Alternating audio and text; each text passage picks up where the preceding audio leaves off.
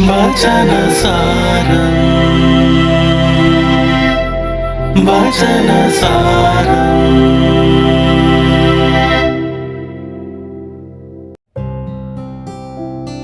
ഞാൻ ആരാണ്? താൻ ആരാണ്? അയാൾ ആരാണ്? ഇങ്ങനെയുള്ള ചോദ്യങ്ങൾ ജീവിതത്തിൽ പലപ്പോഴും നമ്മൾ കേൾക്കാറുണ്ട്. ചിലപ്പോൾ പുതിയ സ്ഥലങ്ങളിൽ നമ്മൾ ചെല്ലുമ്പോൾ മറ്റുള്ളവർ ചോദിക്കും, ആ മനുഷ്യൻ ആരാണ്? അയാൾ ആരാണ്? ചിലപ്പോൾ ജീവിതത്തിൽ നമ്മൾ തന്നെ സ്വയം ചിന്തിക്കും, ഞാൻ ആരാണ്?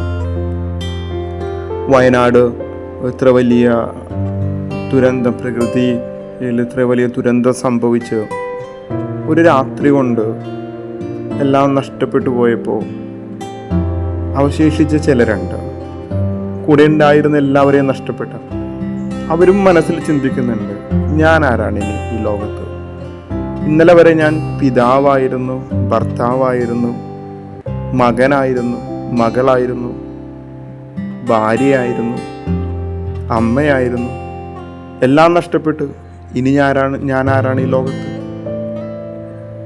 എന്ന് ചിന്തിക്കുന്ന ചില നിമിഷങ്ങൾ ഉണ്ടായിട്ടുണ്ട്.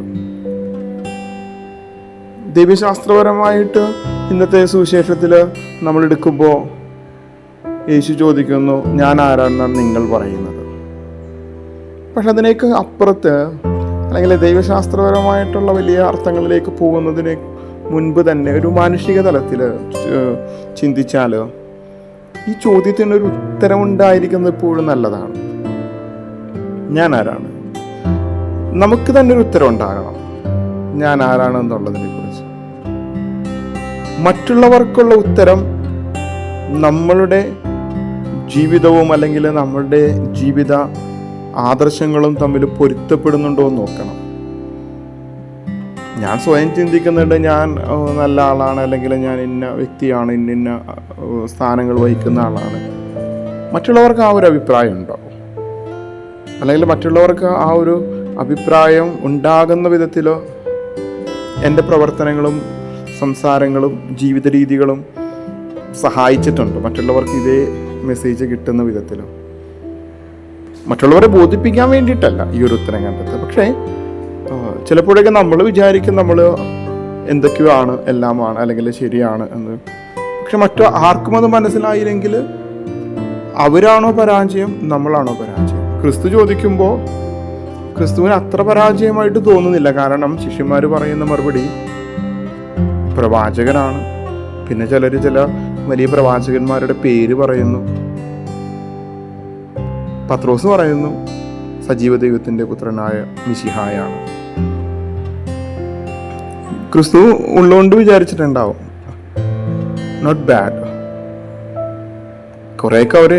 കുറച്ചെങ്കിലൊക്കെ അവർ മനസ്സിലാക്കുന്നുണ്ട്, അല്ലെങ്കിൽ മനസ്സിലാക്കിയിട്ടുണ്ട്. ക്രിസ്തുവിന് നല്ല ബോധ്യമുണ്ട്. അതുകൊണ്ടാണ് ക്രിസ്തു പറഞ്ഞത്, ഞാൻ ജെറുസലേമിലേക്ക് പോകും, ഇങ്ങനെയുള്ള സഹനങ്ങളും മറ്റു കാര്യങ്ങളൊക്കെ ഉണ്ടാകും. മിശിഹാ തന്നെയാണ് സഹനത്തിൻ്റെ പാതയിലൂടെ കടന്നു പോകാൻ വന്നിട്ടുള്ള അഭിഷിക്തനാണ് ദൈവത്തിൻ്റെ. ക്രിസ്തുവിൻ്റെ ബോധ്യങ്ങളും അവർക്ക് ലഭിച്ച ക്രിസ്തുവിനെ കുറിച്ച് അവർക്കുണ്ടായ ഐഡിയ തമ്മിൽ ഏറെക്കുറെ യോജിച്ചു പോകുന്നുണ്ട്. നമ്മൾ രണ്ട് വിധത്തിലും ഈ ചോദ്യത്തെ എടുക്കണം. ക്രിസ്തു എനിക്ക് ആരാണെന്നുള്ള ചോദ്യത്തിന് ഉത്തരം കണ്ടെത്തണം. അതിനപ്പുറത്തേക്ക് ഒരു സോഷ്യൽ ബീയിങ്, ഒരു മനുഷ്യൻ എന്ന നിലയിൽ ഞാൻ ആരാണെന്നുള്ളൊരു ഉത്തരം എനിക്ക് വേണം. മറ്റുള്ളവർ എന്ത് ചിന്തിക്കുന്നു എന്നുള്ളതും ഒന്ന് ചിന്തിക്കുന്നതും ഒന്ന് അവലോകനം ചെയ്യുന്നതും നല്ലതായിരിക്കാം. കുറേ കൂടെയൊക്കെ നമ്മൾക്ക് മെച്ചപ്പെട്ട്, ചിലപ്പോൾ കുറേ കൂടെയൊക്കെ നമുക്കൊരു ആത്മസംതൃപ്തി ലഭിക്കാനായിട്ട് ഇടയാക്കും. നമുക്ക് ഈ സുവിശേഷത്തെ നന്നായി ധ്യാനിക്കാം.